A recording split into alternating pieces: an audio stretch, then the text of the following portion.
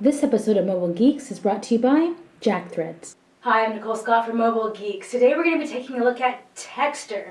This is an e-reader that's going to be selling for $15. Crazy, right? Well, there's a few things that obviously make it a budget device, but surprisingly, the build quality isn't one of them. Why don't we take a closer look?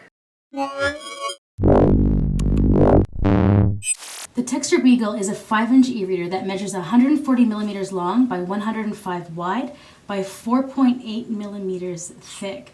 It has two AAA batteries on the bottom, which makes this 14 millimeters. But the fact that it doesn't have a rechargeable battery is one of the reasons why the price is so low.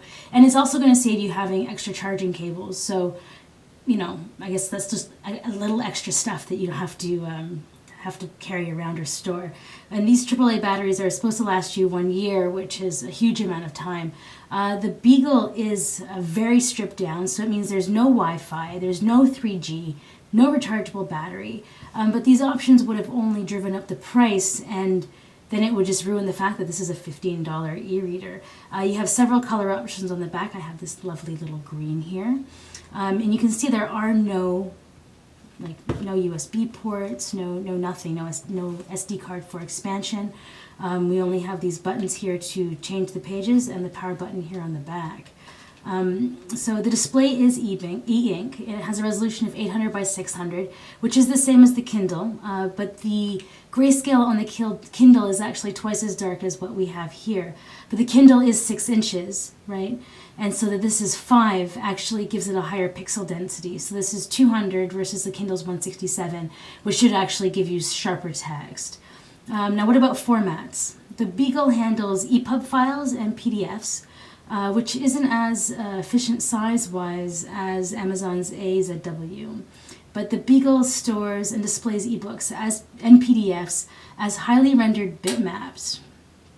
So what this means is this is essentially a bitmap viewer, but this results in cleaner texts and cover images, but also much larger files.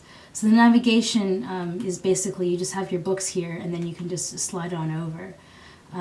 Though the text on the Beagle, is clear, you can't actually select changing the font size on here. You have to do it on the handset. So that is a little bit annoying, but I guess once you have your font sizes and everything selected, then it won't be such a big deal just to make sure that everything's set up here before you import it over.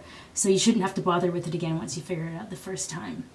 The Beagle has 4 gigabytes of internal storage, and some online sites are saying that you can only store 5 books. But Digital Reader actually got a whole bunch more on them, about half a dozen to a dozen. So it's kind of up in the air on how many it can take. But before we hear the final verdict, why don't we hear from our sponsor?